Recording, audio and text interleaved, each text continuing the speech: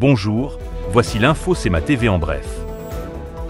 Bonne nouvelle pour la biodiversité au sud du 49e parallèle, puisque le Conseil régional de l'environnement Chaudière-Appalaches, le CRECA, salue l'importante annonce faite par le gouvernement du Québec par un financement de 9,75 millions de dollars qui est octroyé au regroupement national des conseils régionaux de l'environnement dans le cadre du Plan Nature 2030.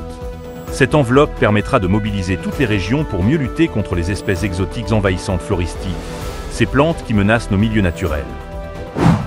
Du 25 avril au 1er mai, l'ensemble des services de police du Québec et les contrôleurs routiers de la Société de l'assurance automobile du Québec mèneront l'opération nationale concertée « Partage de la route ».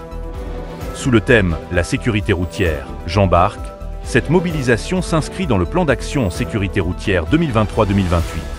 L'objectif est clair, soit celui de rappeler à tous les usagers tels que les automobilistes, cyclistes, piétons et utilisateurs d'appareils de transport personnel motorisés, l'importance d'adopter des comportements responsables et sécuritaires. C'est aujourd'hui, ce 28 avril, que les Canadiens choisissent leur prochain Parlement après une campagne électorale plombée par le président américain Donald Trump.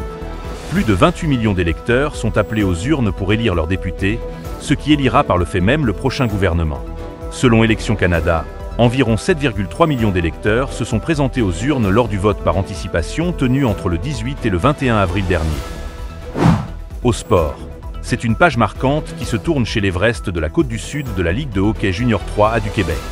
Après 7 saisons au sein de l'organisation, l'entraîneur adjoint Bruno Guay a officiellement remis sa démission, invoquant des raisons professionnelles. Présent depuis la toute première saison de l'Everest en 2018-2019, Bruno Guay a été un pilier dans l'évolution de l'équipe. Pour plus d'informations, visitez le cematv.ca ou suivez le fil X de CEMA TV.